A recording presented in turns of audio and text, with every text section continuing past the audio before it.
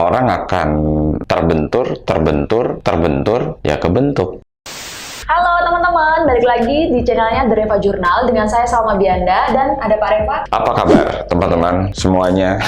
Iya, jadi hari ini kita nggak usah serius-serius dulu, Pak. Nggak usah serius-serius. Iya, emang kita kalau buat konten serius tapi santai. Betul. Dan yang episode kemarin itu, yang 35, itu kan kayak relate gitu sama kehidupan sehari-hari kan, Pak? Memang betul. Iya. Nah, itu kita bahas apa lagi nih, Pak? Sebetulnya yang kita bahas itu ya kesehariannya seorang trader aja. Jadi kenapa trader itu gagal? Biasanya berhubungan sama psikologi. Kemarin kita juga sempat bahas tentang metode. Terus kita juga bahas bahwa di dalam menjadi seorang trader itu butuh proses. Benar. Oke, kita juga bahas juga tentang tokoh inspiratif karena dia memulai semuanya berproses. Betul. Banyak yang orang berpikir bahwa trading itu adalah jalan ninja untuk kaya. Jadi itu ya, instan ya? Dan itu cukup momok banget buat para trader pemula, dan itu biasanya ya misleading. Gimana sih kalau misleading? Menyesatkan ya, karena faktanya tidak ada yang instan di dunia ini. Betul. Jadi kalau ditanya mau bahas apa hari ini, kita bahas hal yang paling masuk akal aja, yaitu apa fase-fase perjalanan seorang pro trader. Karena pemula pro trader itu ada, tetapi tidak semua pemula jadi pro trader. Oh, betul. Setuju sih, Pak. Oke. Sebelum lebih lanjut, teman-teman jangan lupa untuk di-subscribe, like, komen, dan tentunya di-share.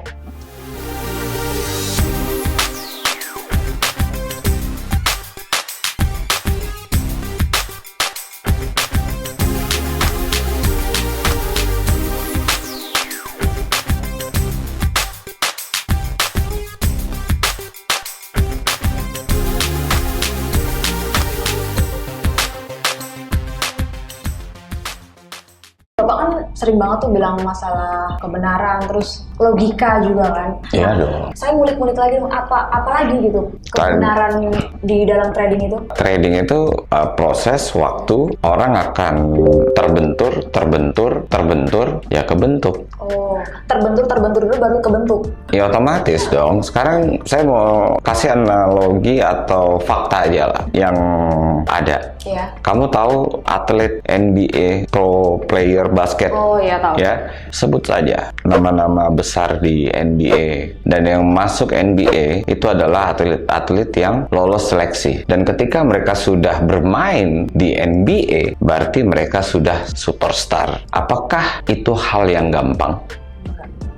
Mereka latihan itu bahkan bisa lebih dari 10 tahun loh. Mereka juga mengalami hal-hal yang nggak enak. Mereka akan mengalami perasaan up and down. Dan ini juga kita alami juga. Sama di dunia trading. Apakah orang yang semua masuk ke dunia trading pasti profit? Enggak. Apakah semua orang yang masuk di trading itu pasti sukses? Enggak. Jangankan sukses, profit aja belum tentu. Karena kalau profit itu nanti salah lagi persepsinya gitu loh. Jadi mengatakan seolah-olah trading itu harus profit setiap saat.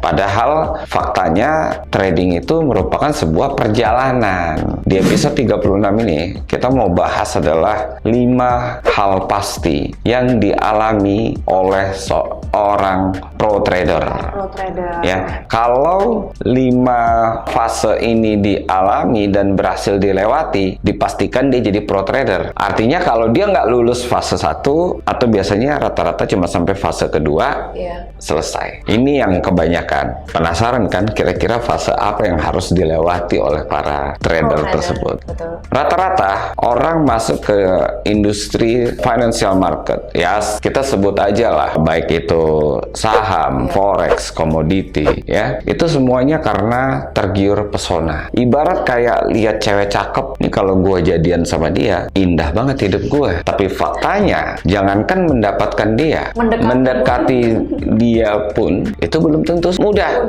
Kalaupun ternyata sudah mendapatkannya, itu juga butuh trik juga bagaimana agar, ingat loh, semuanya itu ada konsekuensi. Apakah cewek cakep itu nggak jadi lirikan orang lain? Nah itu mempertahankan ya. Yes, Yang susah ya. itu yang susah. Itu kalau kita analogikan. Balik lagi nih ke topik. 5 fase seorang pro trader. Dunia ini menarik. Kita lihat tokoh-tokoh sukses sukses dari dunia keuangan ini mereka bisa mendanai partai, Iya, betul. ya, bisa membuat yayasan sosial. Sepertinya indah banget ceritanya. Tapi kalau kita tilik balik, itu bukan hal yang mudah. Bahkan George Soros saja sebelum jadi Soros Fund, itu kan dia ada Quantum Fund. Sebelumnya dia adalah financial advisor. Artinya dia juga seorang trader. Bahkan Bruce Kovner bekas supir taksi. Walaupun sempat drop out, dia juga sempat meneruskan kuliah. Ya, mengalami hal-hal yang nggak enak juga. Mulai trading komoditi di tahun 1977, sempat profit gede, lalu loss gede juga, ya. Sampai dia meneruskan masa-masa evaluasi dari 1977, dia akhirnya ketemu dengan seorang mentor yang bernama Michael Marcus di tahun 1981. Sejak ketemu dengan Michael Marcus itulah bukan langsung sukses, bertahap. Setelah masa bertahap itu dilewati, akhirnya Bruce Kovner jadi superstar di dunia financial market. Artinya ada proses. Nah, fase pertama yang pasti dilewati adalah fase newbie. Newbie ini dimana semuanya terlihatnya indah. Iya, semua newbie pasti mengiranya indah gitu. Ya, ketika dapat profit, wow. Senangnya luar biasa tuh. Bahkan ada yang bilang, jari gue jari dewa. Loh, ini bener, ini ada cerita lucu, cerita nggak usah disebut nama, tapi ini ada cerita lucu. Sampai kayak gitu ngomongnya. Itu bagian tim kita. Bagian tim kita dulu 2017. Jadi kita nggak ngomongin orang lain, kita ngomongin kita sendiri aja. Sampai ngomong, bro, nggak salah bro, lu nggak overload, tenang aja, jari gue jari dewa. Nah, ini yang disebut dengan unconscious incompetence atau disebut dengan newbie. Tahap seorang pemula, dia belum sadar bahwa butuh literasi banyak. Dia tertarik hanya kepada profitnya saja. Bahkan bisa dikatakan ketika masuk transaksi itu lebih sifat kepada tebak-tebakan. Berarti cuma feeling buy nih, sell nih. Ya, teman-teman yang nonton pasti juga pernah ngalami. Ayo, pasti pernah. Jawab jujur dalam hati. Pernah nggak kalian masuk posisi transaksi itu berdasarkan, wah saya rasa mau naik nih, saya rasa mau turun. Kalau benar, saya pun juga dulu seperti itu. Jadi nggak salah. Kenapa? Wajar ya berarti ya? Manusiawi banget. Ya, semua yang namanya pemula akan mengalami hal ini. Namanya juga orang lagi senang-senangnya baru tahu. Benar. Cuma pertanyaannya itu kan kalau profit, bro. Iya. Kalau loss gimana? Tuh. Seorang newbie itu profit dan loss bukan hal yang normal. Ini fakta kok. Profit pun dia langsung besar kepala. Benar. Dan begitu loss dia akan melukai hatinya. Langsung ujung hati biasanya. Terus mulai nih masuk ke tahap kedua, yaitu bisa disebut sebagai Rocky atau conscious incompetence. Oke. Di sini trader pemula tersebut mulai sadar bahwa ternyata trading ini butuh strategi. Oh.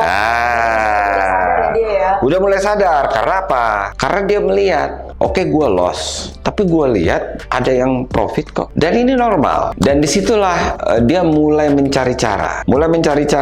Coba ikut seminar. Oh iya, benar.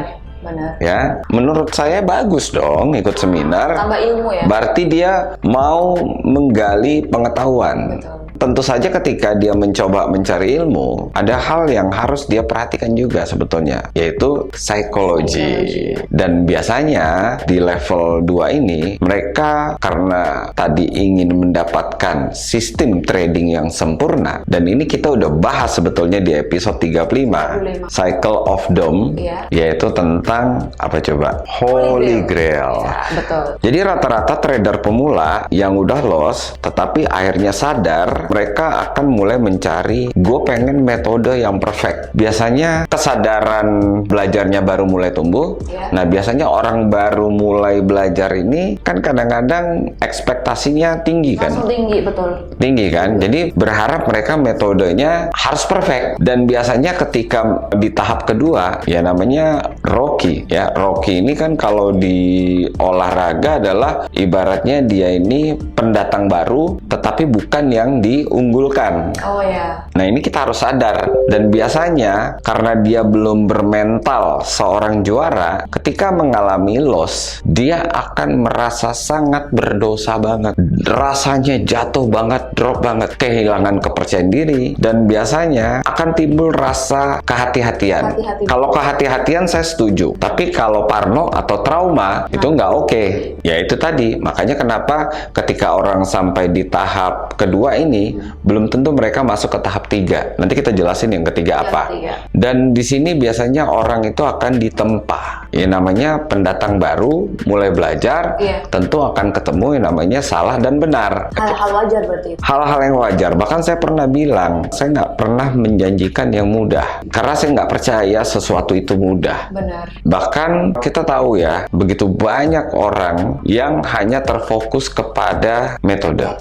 Dan akhirnya mereka menghabiskan waktunya hanya untuk mengulik metode. Betul. Ya, karena ekspektasinya tinggi, ekspektasinya harus profit, harus profit, harus profit. Pokoknya setiap open posisi harus profit, harus profit. Nah, artinya apa? Kalau nggak profit, mereka langsung drop mentalnya. Sementara ketika mereka sudah mulai mengenal satu metode, harusnya kuasai dong metode tersebut. Betul. Karena setiap metode itu yang lahir pasti ada kelebihan, tetapi juga pasti ada kekurangan. Betul. Nggak jarang juga nih level Rocky ini mereka mencari berbagai macam indikator. Bahkan kalau bisa gue bayar nih indikator. Ada kan kalau kita lihat orang jual indikator ya. Apakah salah? Saya nggak bilang nggak salah. Bahkan mungkin ya silahkan menggolewati. Karena saya juga pernah melakukan itu, walaupun ternyata yang saya beli itu percuma. Itulah tadi, orang itu akan masuk ke lingkaran setan tadi. Dan biasanya ketika orang mengalami jatuh gitu, antara dua Salma. Oh, apa itu, Pak? Antara dia stop. Dan biasanya kalau stop, dia akan masuk ke kelompok orang yang menyalahkan keadaan. Oke. Karena pada dasarnya manusia itu mindsetnya ada dua. Grow mindset sama fix mindset. Nah, ketika dia punya fix mindset, dia akan mencoba menyalahkan semuanya. Dia akan bilang, wah ini bandar. Hal-hal negatif itu kan biasanya akan ditemui ketika orang mengalami fase mental drop. Iya. Ini kalau kita mental drop ini kita kasih tahu sesuatu seperti fakta, biasanya mereka akan menolak karena mereka pengen mendengar yang manis-manis. Manis, betul. Betul ya. Terus mereka akan biasanya menyalahkan mulai dari mentornya, grupnya, bahkan yang paling parah lagi itu mereka menyalahkan market. Mereka akan berbagai macam punya opini. Sementara kita tahu bahwa pasar tidak butuh opini Anda. Pasar akan bergerak sesukanya tanpa peduli opini siapapun. Itulah pasar. Kalau orang bilang kejam, ya kejam. Kejam untuk orang yang nggak mau belajar. Di fase ini, tadi kita kan udah bilang, ada tipikal orang yang grow mindset. Masuklah ke fase 3, awakening moment. Jadi kayak momen tersadar. Tadi udah kita sebutin kan. Oh ternyata butuh belajar, butuh proses, butuh konsisten. Konsisten di sini berarti, wah gue stop jadi kutu loncat. Benar. Dan timbul perasaan dia tidak menyalahkan apapun. Dia mulai timbul perasaan, oh gua akan bertanggung jawab terhadap keputusan gua. Oh iya. Maksudnya open posisi, keputusan gua melakukan cut loss, keputusan gua dalam membatasi resiko. Benar. Mulai secara perlahan sadar, saya harus bertanggung jawab dengan diri sendiri. Bahwa faktor yang menentukan siapa berhasil adalah diri sendiri. Ada satu hal lagi nih. Jadi setelah awakening moment ini akan ada lagi nih momen berikutnya. Jadi tanpa awakening moment trader itu nggak mungkin akan masuk next moment atau next fase. Ibaratnya awakening moment inilah sebetulnya momen krusial seorang trader. Sadar nggak dia pentingnya awakening moment? Dan tentu saja awakening moment itu tidak instan. Di level keempat itu ada namanya conscious competence. Di sini mentalnya sudah terbentuk dan di sini dia sudah punya metode. Oke. Kenapa? Karena dia sudah melakukan banyak trial error. Oh iya betul. Kan orang biasanya rasa tingkat confidence-nya itu membaik itu ketika dia sudah mulai ketemu solusi daripada masalah tradingnya. Betul. Dan itulah secara otomatis dia dengan sendirinya punya metode. Oke. Udah Iya. paham resiko. Udah paham, udah tahu kapan gua harus masuk trading. Betul. Dia udah nggak lagi itu yang namanya nyari-nyari momen. Iya, sering kan kita lihat trader pemula semangat-semangat menggebu, kapan nih masuk posisinya, kapan nih masuk posisinya. Padahal sebetulnya untuk masuk posisi itu nggak perlu dicari-cari, kita nunggu konfirmasi Tunggu dong, aja. ya kan? Yang di level 4 ini, mereka udah paham bahwa mereka udah punya metode trading. Mereka sudah tahu menentukan di mana mereka keluar dari satu transaksi, dari pasar, bahkan sebelum mereka masuk. Oh, berarti udah dipikirkan sama dia ya? Sudah dipikirkan dan dia terus melatih ini lagi-lagi by proses, sedikit demi sedikit psikologinya mulai terbentuk dan di sini dia sendiri sudah mulai punya winning rasionya udah mulai meningkat seiring dengan jam terbangnya. Jadi sekali lagi di garis bawahi jam terbang adalah kunci. Habis itu masuk lagi nih ke level yang pro tradernya. Kalau sudah di level pro trader, nah inilah yang diimpi-impikan semua orang, ya, dimana dia sudah bisa punya penghasilan dari Trading. yes. Dia udah paham bahwa trading itu bukan ditanya sehari lu dapat berapa. Betul. Dia paham bahwa trading itu adalah mengelola aset. Berarti dia sudah realistis. Udah nggak ada tuh pikiran, oh 3 minggu gue buat akun gue 3 kali lipat dari equity gue. Nah itu udah nggak ada kayak gitu. Udah nggak ada tuh mikir-mikir seperti itu. Jadi artinya mereka punya portofolio atau akumulasi dari transaksinya. Misalnya dalam setahun mereka dapat 20-30% atau mungkin bisa lebih, bisa kurang, itu mereka sudah happy. Dan tentu saja ini memakan waktu juga. Kalau udah sampai ke level 5, ya berarti apa yang dicita-citakan waktu di awal kesampaian. Dan kalau udah sampai ke situ, ya saya ucapin congratulations. Oh betul. Tapi nih Pak, ada tadi yang nomor 2 itu yang Rocky ya. Mungkin bisa dijelasin lebih detailnya gitu Pak. Kan Bapak kan kalau berbicara kan pasti pakai logika ya kan? Tadi kan Bapak sempat bilang masalah Holy Grail kan?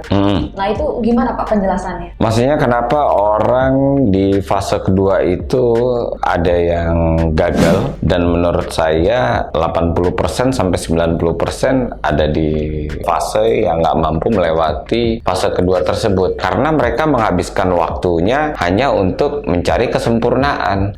Sementara di dalam pasar tidak ada kesempurnaan. Holy Grail itu kan 100% sempurna ya kan transaksinya. Iya. Makanya mau dibahas lagi nih. Kan kita udah bahas nggak ada transaksi yang pasti sempurna. Ya kita realistis saja. Oh tetap. Kita bukan Tuhan kan? Kamu bukan Tuhan. Semua yang lagi nonton juga bukan Tuhan. Dan manusia itu tempatnya melakukan kesalahan. Cuman pertanyaannya satu, mau nggak kita memperbaikinya? Belajar mau nggak ya? Bahkan George Soros bilang, dia menjadi seorang trader terkaya di dunia karena dia sadar melakukan kesalahan dan dia berusaha memperbaiki kesalahannya tersebut dan dia mengatakan, malulah pengen jadi lebih baik tanpa melakukan kesalahan dan memperbaikinya. Artinya, kesalahan-kesalahan itu adalah merupakan part of perjalanan seorang trader. Kenapa saya bisa ngomong gini? Ya karena saya juga pernah mengalami fase ini. Jadi jangan berpikir saya ngomong ini seolah-olah saya perfect. Enggak. Ini justru pengalaman saya pribadi juga. Yang dimana saya juga ngamuk-ngamuk, sebel, kesel, ya kan? Dimana saya juga pernah mengalami yang rasanya tangan tuh dingin. Ketika ngalami MC udah kayak beku. Dan saya udah kayak orang autis, dimana waktu ya namanya fase kedua pengen menggali lebih dalam lagi untuk jadi lebih baik ya.